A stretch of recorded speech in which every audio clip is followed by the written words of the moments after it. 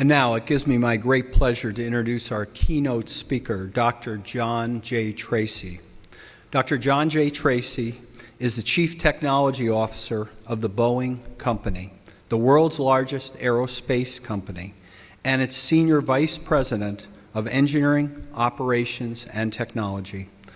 Dr. Tracy is responsible for various company-wide organizations, including its engineering function and its centralized research and development team that work together to help Boeing grow and to be more productive. Dr. Tracy has been recognized by many external entities, including being named a member of the National Academy of Engineering in 2013. In addition, he has been named a Fellow of the American Institute of Aeronautics and Astronautics, the Royal Aeronautical Society, and the American Society for Mechanical Engineers. It gives me great pleasure to introduce Dr. John J. Tracy.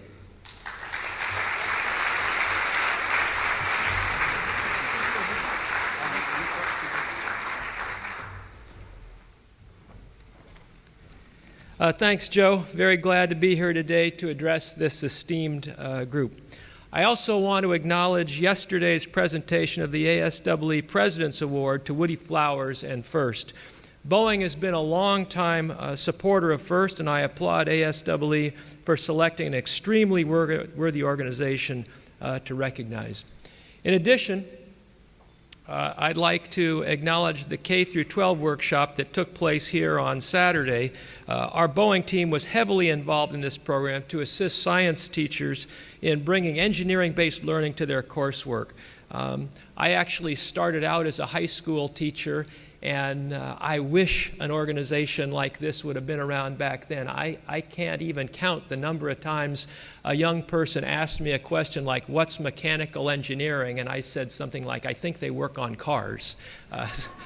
So this is a tremendous resource for people that I didn't benefit from. But we really at Boeing believe that skills-based volunteerism in K-12 education can be so helpful to the teacher, to the community, to the partners we work with, and of course to our own engineers who are volunteering, and mostly importantly to students. Deepa Gupta, who leads K-12 education for us at Boeing, was part of that panel on Saturday. And I think later today we have a paper by Mike Ritchie and a few others on our view of skills-based volunteerism in the classroom. And it also includes our partners Iridescent, the Teaching Channel, and University of Washington. We're very proud to be part of that. Most importantly, I'd like to say thanks to the educators here today for the work that you do to ensure that our next generation of engineers are prepared to make the discoveries that will lead to innovations that will improve the lives of people worldwide. I'm supposed to have a clicker here. I'm guessing that they left it over there.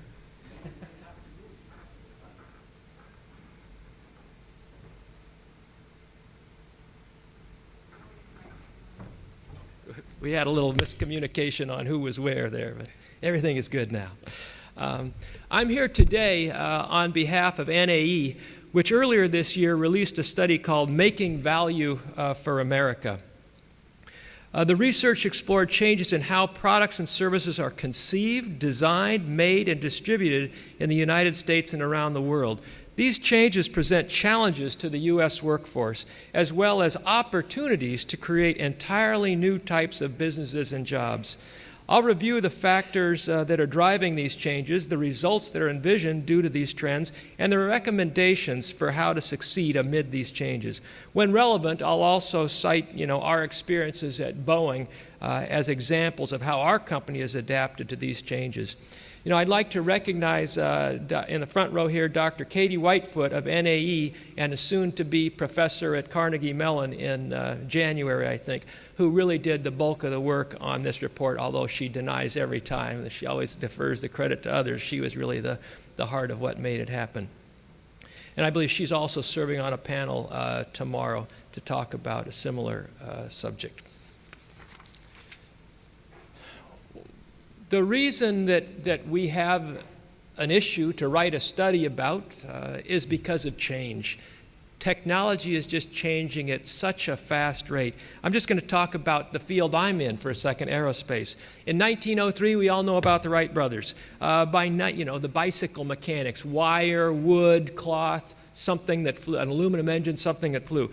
By 1915, we had a metal cantilevered wing. By 1921, we had a pressurized fuselage. By 1923, we had an all-metal monoplane. By 1939, we had our first jet. By 1947, the sound barrier was broken. By 1957, the jet age really started with the birth of the 707, which was developed and had its first flight very close to where you're sitting today. And by 1969, the Boeing 747, what we call the Queen of the Skies, took its first flight.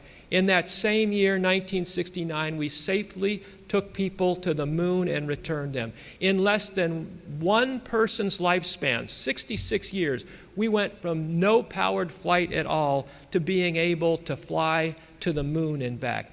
You know, I used to think 66 years was a long time. As I've gotten older now, and I'm close to that age, I measure time in units of my own life. And so this is a very short amount of time. You speak to the young people, and they say, man, that's a long time. I'm telling you, 60 years is not that long. And the pace of technology just in this one field was absolutely unbelievable. But technology in other industries is changing even faster than that. That's a blur to me, but it's even faster. Less than roughly 2 decades ago, we had no YouTube, no Facebook, no Wi-Fi, no XM radio or DirecTV, which both come through Boeing satellites, by the way. No GPS, another Boeing satellite.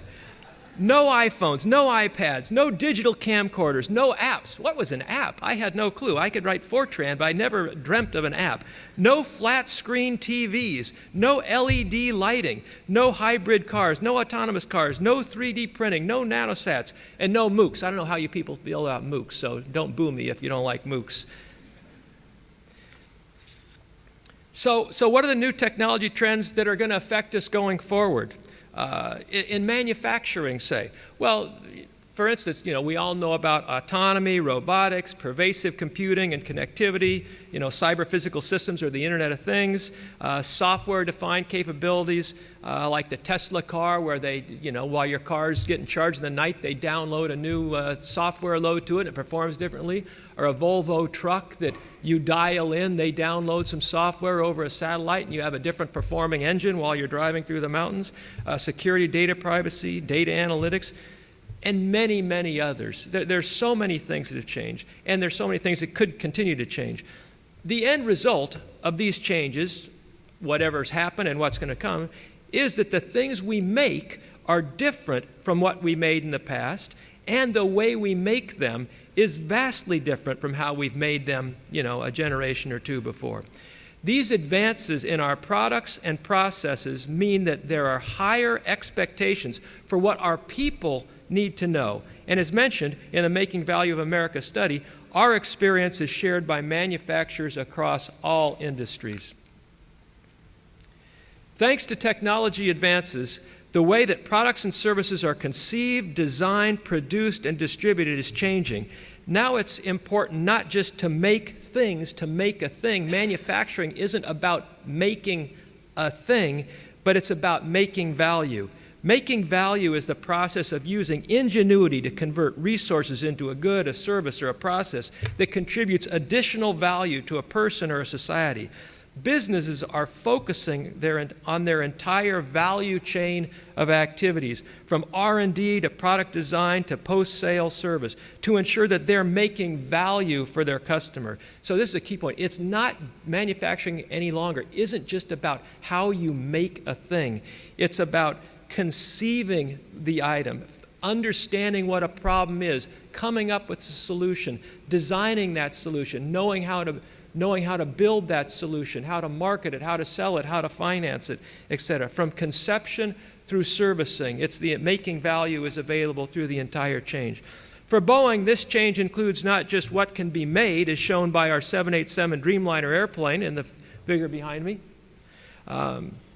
which is made from composite materials, a radically different approach than what's been happening in other commercial airplanes. but what can be designed and enabled through processes like 3D printing or additive manufacturing, and how things can be designed and made, such as through robotics. In addition, across industry, new capabilities affect how entrepreneurs generate the capital to start businesses.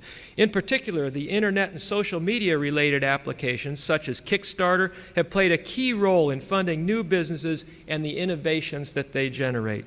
The concept of making value is an effective way to examine the success and the failure of individuals, businesses, communities, and nations. And it's an important concept for Americans to keep in mind today as the economy faces a number of disruptive challenges.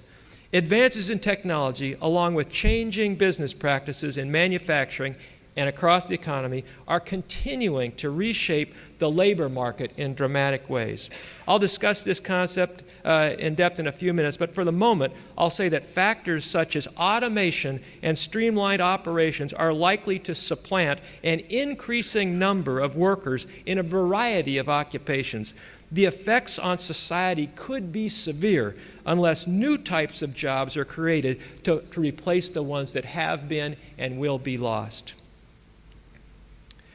There's another disruptive factor to consider: the evolution of competition. For Boeing, this evolution includes not just the increased competitiveness from traditional aerospace and defense companies that we've dealt with for decades, but also from other new international competitors that are entering the market. We expect companies in China, Brazil, Japan, and Canada to be able to offer products that compete directly against ours. Furthermore, Boeing's competition also includes companies from completely outside our traditional set of competitors. As shown here, they include companies like Amazon and Google, which have strong interest in autonomous systems that fly, and SpaceX, which is trying to compete in the space launch business by being nimble and entrepreneurial. On the one hand, it's true that changes such as technological advances, new business processes, and global economic shifts can open new and exciting opportunities for making value. These changes may eliminate some jobs, but they also may create new ones and offer companies new ways to understand their customers' needs and increase the demands for their products. On the other hand, established companies, such as Boeing, need to evolve along with our business environment, and so must our people. The individuals, companies, and countries that understand these changes and act on them will be the ones best able to prosper in the 21st century. If the United States wants to retain and attract facilities along the manufacturing value chain, as well as the jobs that come with them, it needs to ensure it has an environment that supports continuous development of capacity for innovation, manufacturing, and services across the full life cycle of products. The manufacturing value chain is in transition, as I've mentioned. I want to explore three key factors affecting work in the manufacturing value chain, and those are the three on the screen. First is globalization. Globalization has increased competition as companies from around the world contend in the same markets as the U.S.-based companies. For the last 30 years for Boeing, with respect to commercial airplanes, we only had one competitor, and that was a company called Airbus out of France and Germany.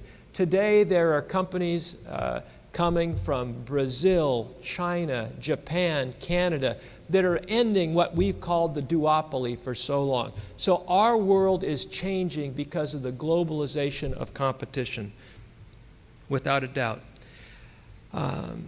Chinese-based businesses now lead the world in total output of manufactured goods with $2.3 trillion compared to $1.8 trillion from U.S.-based businesses. In high-tech manufacturing, U.S.-based businesses still lead, but competitors in developing countries are rapidly increasing their output. As a result, the global share of high-tech manufactured output from U.S.-based businesses dropped from 34% in 2002 down to 27% in 2012. Because globalization allows companies to distribute activities along the value chain in locations around the world in search of efficiencies and profit, it has also had consequences on American jobs. As foreign countries develop their supply chains and R&D and technological capabilities, more value chain activities are likely to migrate abroad. If the U.S. wants to retain and attract facilities along the manufacturing value chain, it needs to ensure that it has an environment that supports continuous development of its innovation and manufacturing capabilities, as well as its ability to offer life cycle services for products. Globalization also offers great opportunities in the form of extending overseas markets for U.S. products. As the rest of the world continues to develop, the demand for innovative goods and services will steadily rise. The export market will offer tremendous potential for U.S. companies in the coming decades. For example, about 75% of Boeing's commercial airplane business comes from airlines outside the United States. We're the largest U.S. exporter as a result of that in terms of the balance of trade. Most notably, the customers are coming from emerging economies such as China, India, and the Middle East. But to capitalize on this potential, companies and policymakers must recognize this potential and develop the capabilities to take advantage of it. The second point has to do with advances in digital technology and automation. Perhaps no sector has been more deeply affected by the digital revolution than manufacturing. Developments such as automation and computer-aided design and other enhancements in engineering and production have dramatically increased productivity, reduced lead time, and improved responsiveness to customer needs and preferences. An automobile manufacturing plant can now be run by 1/3 as many people as it took in 1965. While the quality, sophistication, timely delivery, and variety of vehicles have all dramatically improved. And at Boeing, we're seeing gains in productivity, first-time quality, and workplace safety by strategically implementing automated technologies such as the robotic paint application machine shown in the middle photograph there. By the way, I want to emphasize a key point about Boeing's use of robotics and automation.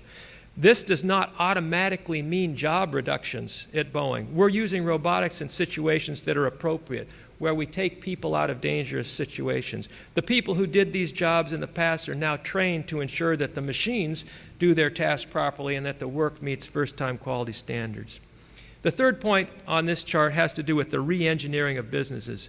Successful manufacturers in the U.S. and worldwide are implementing re-engineered ways of operating that improve productivity and speed.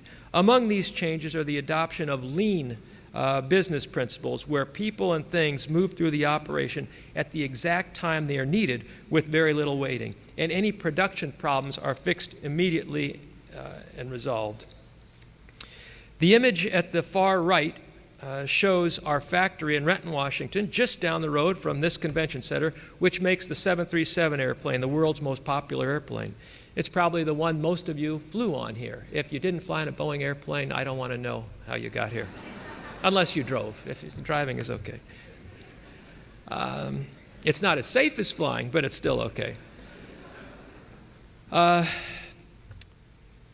The 737 in the picture didn't used to be built that way. That's called a moving line. It used to be a stationary line, meaning that people and tools moved to the airplane that stayed stationary instead of having the airplane move. The last decade, we switched to a moving line where the airplane moves down an assembly line at a very regulated, specific time.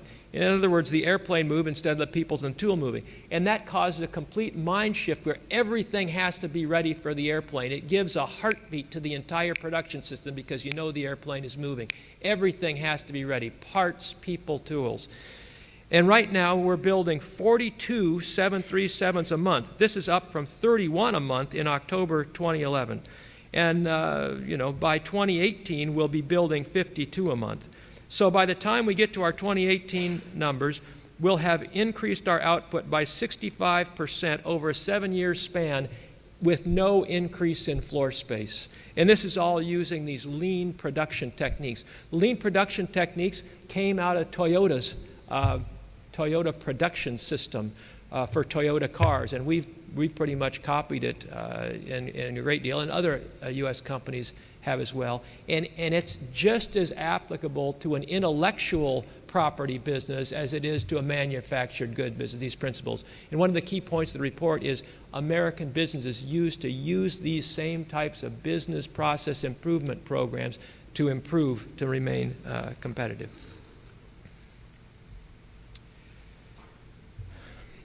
So what does all this mean for education? I've been talking a lot about manufacturing. Well, I want to start by telling you about the device in the photo there. This is just another example of robotics at Boeing. That's inside a 777 fuselage, and there's two robots just like that on the outside of the fuselage that are working in harmony with the two on the inside.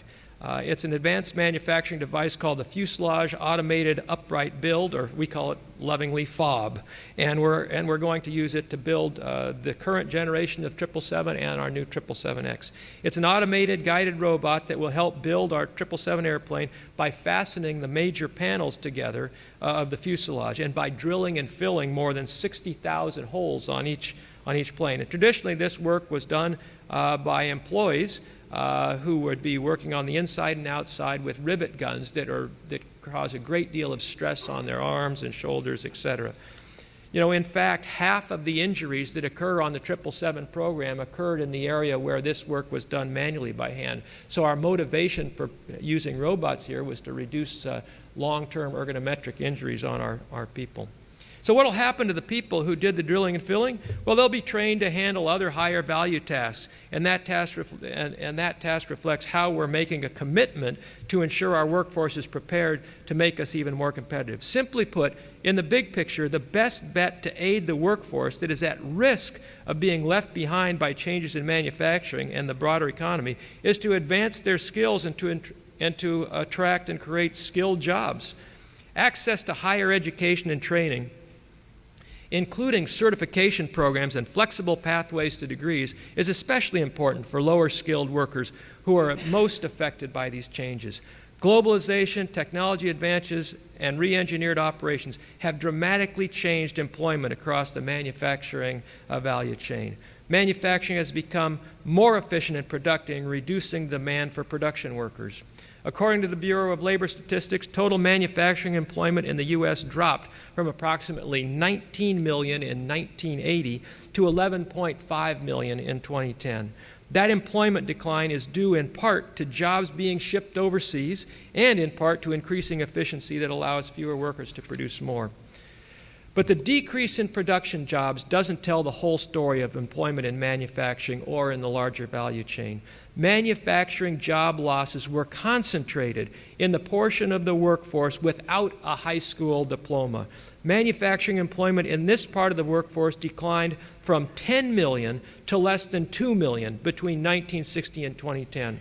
But manufacturing employment requiring at least a college degree increased by more than 2 million jobs during the same time, and it's going to keep going up. Manufacturing jobs that consist of handling and attaching parts by hand or other repetitive tasks are largely disappearing. Production work in the U.S. is shifting to require more specialized skills in such areas as advanced composites, radio frequency identification, robotics, software, etc. Aerospace isn't alone in seeing more roles requiring specialized skills. Similar trends are occurring in other areas of the economy, such as transportation, retail, healthcare, and are likely to continue as technology advances. The Making Value for report recommends a few things for us how to deal with this as a nation. Specific actions for U.S. companies, educational institutions, and communities to take individually and collectively in order for all to prosper. As a nation, we must take action to face these challenges and to strengthen the country's capacity for innovation along the manufacturing value chain. Businesses can take individual action to improve their competitiveness, and a variety of stakeholders have important roles to play to ensure that the U.S. has a robust innovation ecosystem. These entities include federal, state, and local governments, economic development organizations, educational institutions, and research organizations. The key actions boil down to three categories: educate, collaborate, and be inclusive. Here's what Making Value America study says for education. Businesses, local school districts, labor, community colleges, and universities should form partnerships to help students graduating from high school earn an associate's or bachelor's degree and take part in continuing education in the workplace. One program we have at Boeing is the Learning Together program, where we spent probably, last time I checked, it was $90 million a year on tuition for our employees who, while they're working, can continue to go to school. I was a personal beneficiary of that. The company paid for me to get my graduate education while I was working, and anybody in the company has this available to them. This is especially important as we bring new technology in and ask people's jobs to change. We've got to provide them with the skills and training for them to be able to do those jobs. Schools and businesses should work together to provide more students with opportunities to participate in team-based engineering design experiences and to learn to use emerging tools that facilitate entrepreneurship. Higher education institutions, businesses, and industry associations should work together to establish national skills certifications that are widely recognized by employers and valued by employers, and that can also count towards degree programs. Businesses should establish training programs to prepare workers for modernized operations and invest in advancing the education of their low and middle skilled workforce. Employers gain large returns from such investments. In some cases, they're measured to be as high as 200%. And you can't find many investments that give you that kind of return. As we see changes happen, there's a greater need to increase innovation in order to generate employment opportunities. That also means there's a greater need for education, industry, and government to collaborate. The Making Value for America study advocates that first, we spread best practices. The National Science Foundation and other research funders should put a priority on understanding why the rate at which new businesses are created has declined in the United States during the past 3 decades. As any entrepreneur knows, startup capital is a precious resource. If we know what works, we should share these tips in order to build a stronger manufacturing base that creates jobs.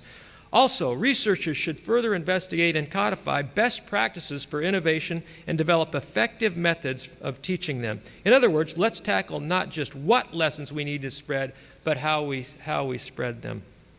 Second, let's enable entrepreneurship. Businesses, higher education, and economic development organizations should partner to create local innovation networks that connect entrepreneurs to the organizations and the resources they need to start and grow their businesses. Federal agencies should convene stakeholders to identify and spread best practices for value creation. This is particularly so for software, user interfaces, and other high-tech services companies where best practices are less developed than in established industries such as aerospace. Why should we here in this session this morning care about enabling entrepreneurship? The reason is because employees who can think creatively and apply entrepreneurial behaviors and thought process to their work play a key role in helping companies, even companies like Boeing, be better innovators. Students can hone these skills not just in entrepreneurism and business classes, but also in hands-on opportunities, such as classes in engineering design, where students identify a market and create a product for it, and even such thing as robotics. When a student has to identify a problem, conceive a solution, design that solution, manufacture it, and then figure out how to market it, sell it, service it, etc., that gives them an entirely different set of skills that they can apply anywhere, not just in starting their own business, but in solving any problem that we might have. And finally, let's talk about what's arguably the most important piece of the puzzle, and that's people. Boeing is a prime example of how people make a difference in engineering. When you look at the name Boeing and you see pictures of things in your head, of rockets, satellites, planes, at least that's what I see, that's really not the real story. That's the first thing that comes to people's mind. The real story is about the people, the hundreds of thousands of people without who none of these things would exist. It really is all about people. You're undoubtedly familiar with the impending shortage of people in the STEM arena, and I've already explained what a growing number of manufacturing jobs that require greater levels of education than they once may have needed. Bringing in more people from historically underrepresented groups can help fill this gap. What's more, diversity itself is important to innovation. To improve innovation and overall business performance, the Making Value for America study advocates that businesses should focus on attracting and retaining diverse workers with respect to gender, race, and socioeconomic background. A growing body of evidence demonstrates the notion that diversity is important for team performance and overall business outcomes. Universities and community colleges should improve the participation of women and people of diverse races and socioeconomic backgrounds in manufacturing and high-tech fields. Ultimately, the ability of students to build their own careers and make the next generation of life-changing discoveries will determine how successful our collective efforts have been to ensure the U.S. Remains highly competitive in the evolving global economy. On behalf of the National Academy of Engineering and the Making Value for America team, I urge you to take all these recommendations to heart so we can build an even better future for the next generation.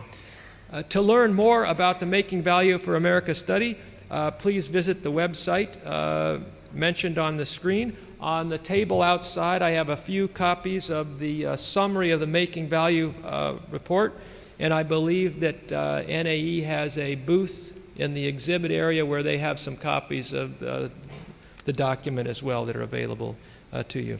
Thank you so much for your attention and support, and if there's time for any questions, I'll attempt to answer them.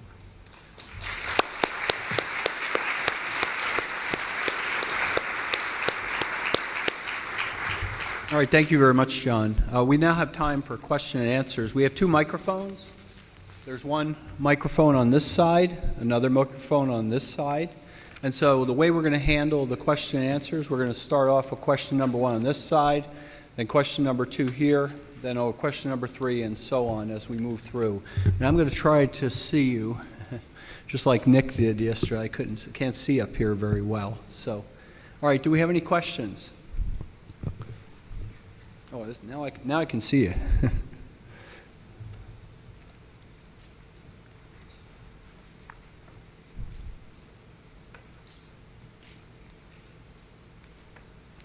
All right, we have a question here.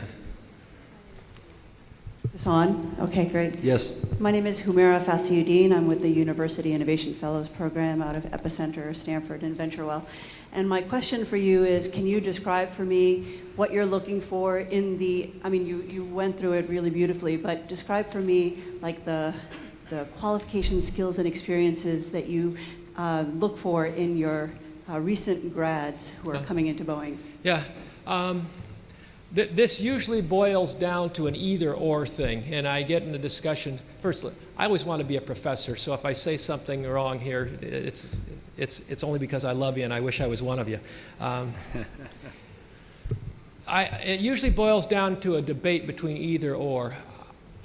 We need these young people to come in and have the ability to look at a problem, understand how they could make that situation better, and then do the complete life cycle of conceiving a solution. I said it before, conceiving a solution, conceptual, detailed design, figuring out how the manufacturing process could be put together, actually building the thing, testing it, knowing how to service it, understanding how to, the finances work.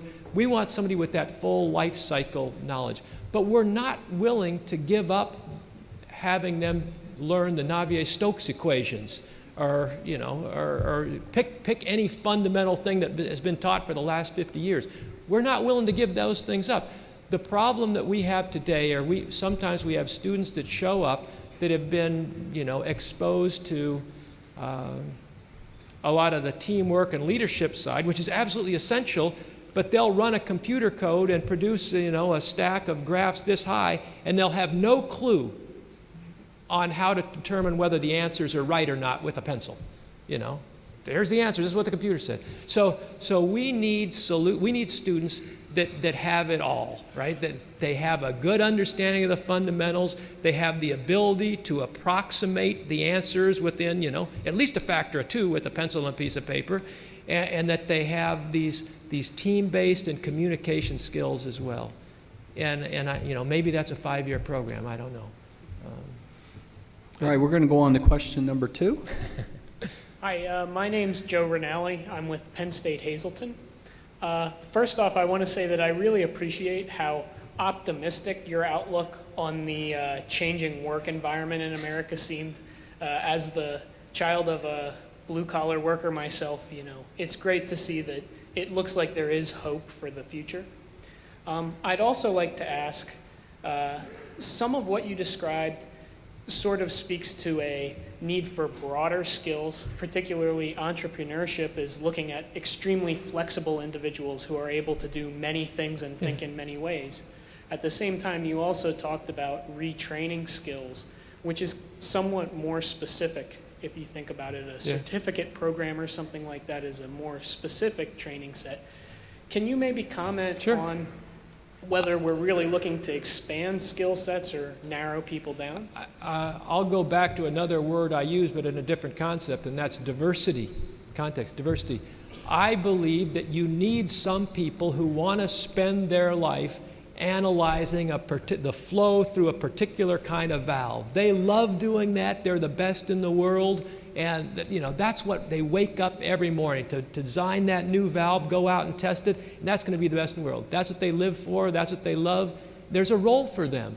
There's also a role for the people that are broad generalists who don't have that deep expertise in any single thing but know how to integrate all those technologies together. You need both, right? And so the education system, in my opinion, has to produce both. A lot of these jobs we talked about that are going away, where it's assembling piece parts, those are definitely going away.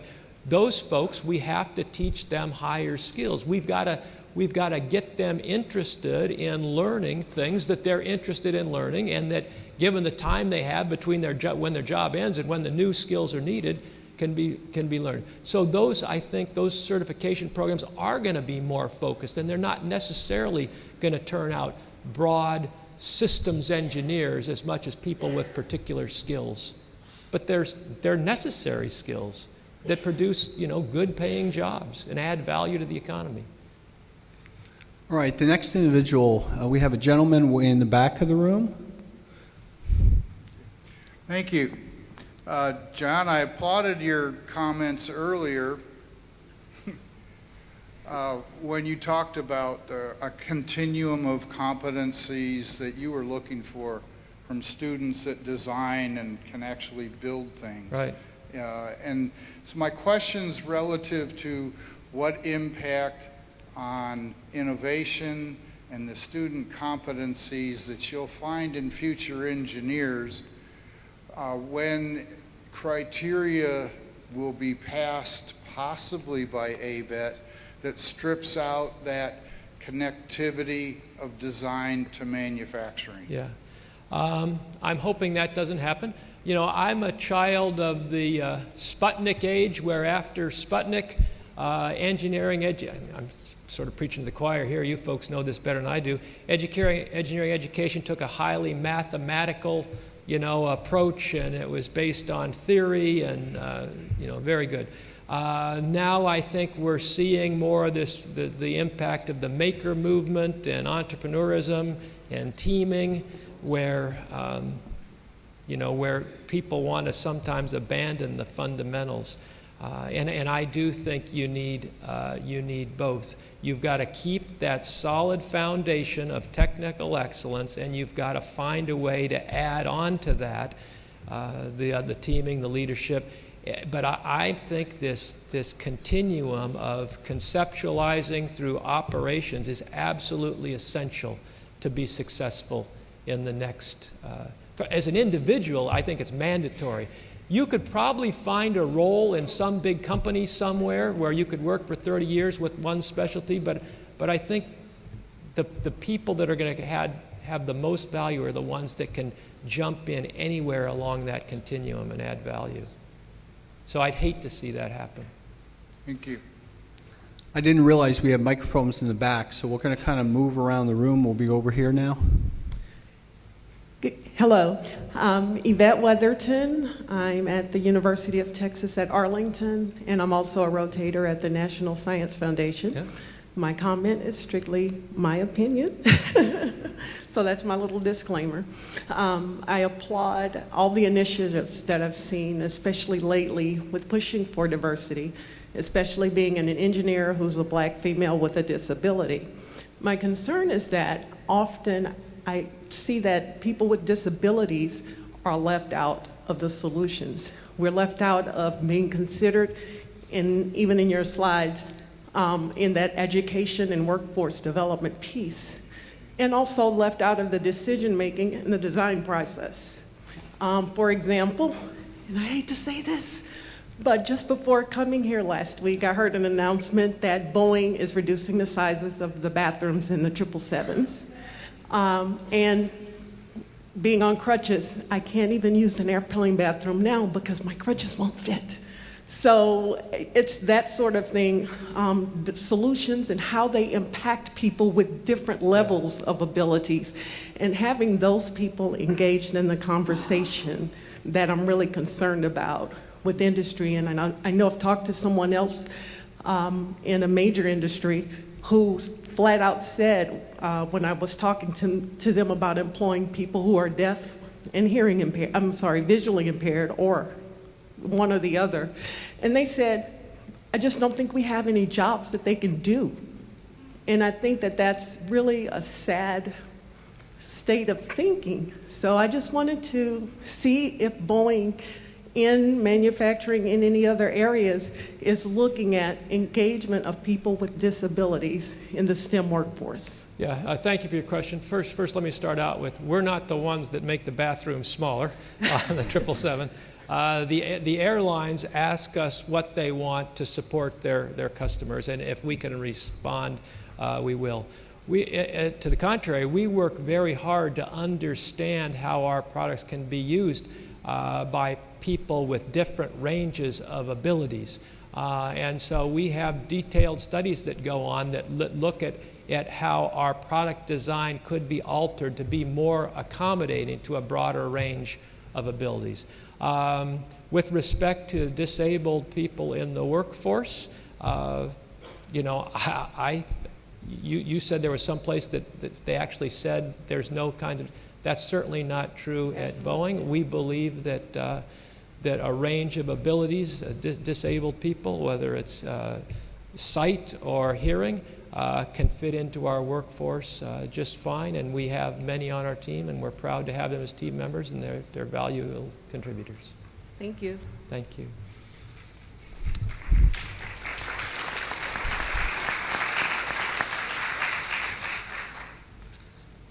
Hello, Sargani, Qatar University. As Qatar yesterday signed off 3 Boeing 777.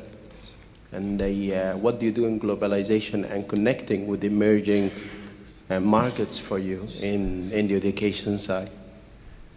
And a comment on Qatar Airways for the toilets, and I think the government put back-to-back toilets with a central partition, so the attendants will take that central partition, and the people with special needs can use the whole thing. But what do you do in education in emerging markets? How Boeing is engaged with that? We lots of discussion about the laboratories this morning. I never would have predicted that, but they all count.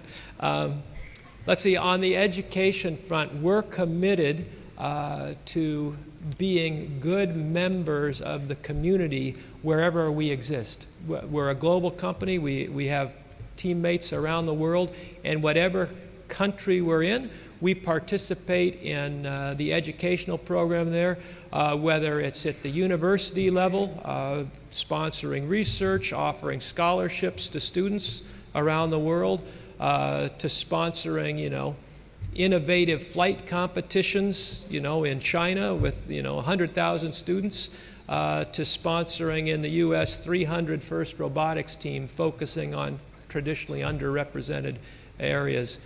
So wherever we are in the world, we're committed to being good community partners and carrying our weight in the community. And supporting K through 12 education wherever we are in the world is a key part of that. Is there someone in the back, all the way in the back? All right. Yes. Yes. Hi, Professor John Pfotenhauer from the University of Wisconsin in Madison. I've been teaching for about 22 years now, and my question is also regarding the diversity issue.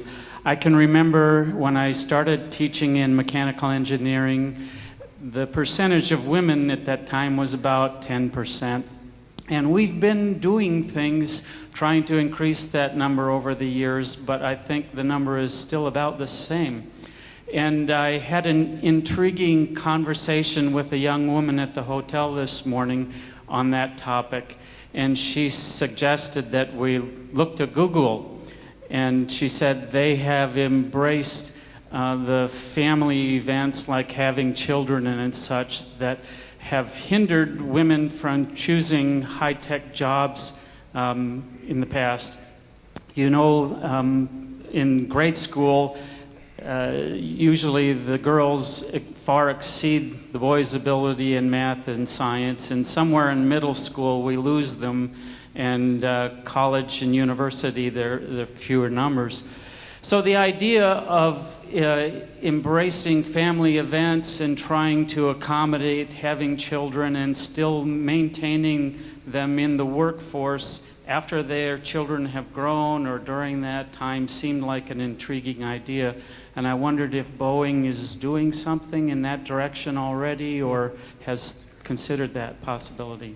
Yeah, the NAE a few years back, I think, had a report called Changing the Conversation. This is about working with describing engineering in a way that makes it attractive to young women to join the field. Now, I agree with everything in that report. So that's the filling the pipeline.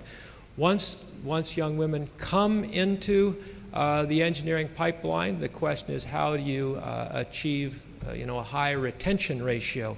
At Boeing, we're quite proud of the number of women engineers that we're hiring, and we're quite proud of the transition into the senior levels of management. I think last year, we have 5 major commercial airplane programs, and I think it was last year? Last year, maybe a year and a half ago, 3 of the 5 programs, the vice president in charge of the program was a woman that had children. Maybe I'm not supposed to know they had children. I don't ask them, but I just happened to know that. And so we do try and make sure that our environment is one that people can integrate their lives, whatever they choose their life to be, in with their work. I do think the biggest advances for any of these companies to make is in the mid-range, between 30 and 40. If somebody, man, woman, wants to leave the workforce temporarily for family care reasons, how can we not let that slow down their career? How can we integrate them back in, for those that choose to go that way? How can we effectively integrate them back in when and if they choose to come back? How can we make sure that they always feel welcome to come back? And I think there are several techniques that we can all try to do that. Thank you. All right, next question on this side of the room. I'd also like to ask a question about diversity, and I'm Jerry Morse from Boeing, and it's more focused on the education environment. So we have really not made significant progress at the university level of graduating more diverse engineering candidates. Do you have some specific best practices that you've seen that should really be considered on a broad basis by our educators on what they can do or change to change the trend, change the equation there? I believe the solution exists at 2 different levels. One, the systemic level, where we put programs together. And there are many groups that we work with at Boeing, whether they're NSBE or SHIP, BEA, Great Minds in STEM, etc., to get young people in underrepresented communities excited about how engineering can change their life as a career and how they're achievable. So there's programs, with these organizations. There's programs at the national level. But I think the most important and the most impactful thing is if we as individuals just reach out to people from these underrepresented communities one at a time and ask them what math class they're in. Can I help you with your homework? It's just simple person-on-person, life-on-life coaching that can dramatically change a person's life, as was mine, by one single person just offering to help me, giving me a word of encouragement, completely changed the direction of my life. We can have that kind of impact on people who don't even know of the opportunities that engineering can provide to them and their families. All right, we're going to have two more questions. So we're going to go over this side for the question one, and then the final question on this side. Hi, John. Emily Allen from Cal State LA. Following up on the diversity question, there are many state universities that have large underrepresented populations, but the states have really disinvested in education, both at the K-12 and the university level. I wonder what industry can do to influence our state and local and federal governments to directing more funding either towards universities or K-12 that are reaching out and trying to graduate more engineers who are from underrepresented populations. Yeah. Thanks, Emily, for your question. I believe that there have been many studies from very prestigious organizations, the National Academy of Arts and Sciences, the NAE, et cetera, that all are calling for the government to continue investing in universities, to assure that our economy is strong going forward. And diversity and inclusiveness is always a key part of that. The industry partners have to stand up and make it a priority. We have to use our skills our skills of communication, persuasion, with people of influence in the government to let them know that these are important problems. And we have to show the people that do the budgeting that, there are current voters and future voters that are very concerned about this. So I do believe it's possible for us to advocate jointly for resources from the government. The other thing I think we need to do is just what the Making Value in America study said, was we have to collaborate together across these institutions. And I think one thing that enables that is when we have people that have worked in industry, academia, government, et cetera. I saw one person coming up the stairs, Dr. Charlie Camarda. I think he started out as a researcher at NASA Langley, then he became an astronaut, and I'm guessing since he's here, he's a university person now. Somebody like that who works in all places, understands the culture in each place, and can figure out ways to sort of improve our impedance match to get us to work together on these important topics. But we just have to spend the time together talking about this as a top issue for us jointly. Normally when I go to a university, the number one thing they want to talk about is, say, research dollars that we can provide to the university. Very important. We spend a lot of money at universities on research, but let's put as our number one topic what we're going to do jointly together through internships, partnerships, whatever, to increase the level of diversity and inclusion, both at the university and in the companies. I think that should be our top priority. All right, we have our last question.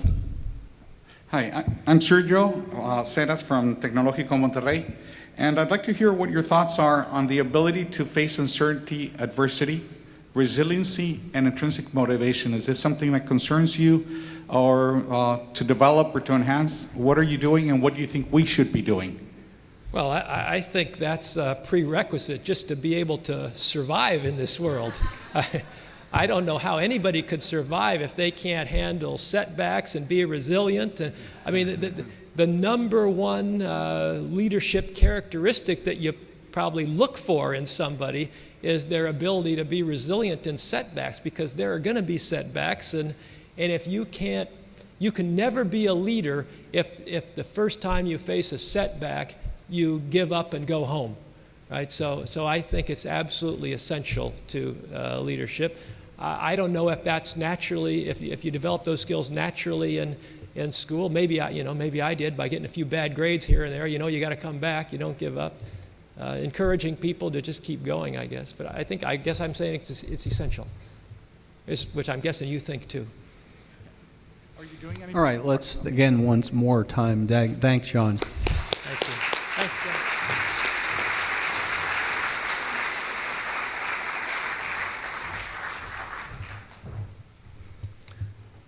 Just a closing here. I just want to thank everybody for attending this plenary.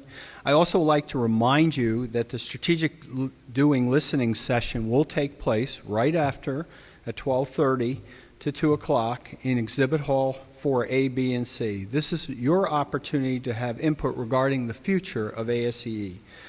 This will be co-hosted by Nick Arturo, current president, myself, Joe Rensis, president-elect, immediate past president Ken Galloway, and incoming president-elect Louis Martin Vega. We look forward to seeing you there. Thank you.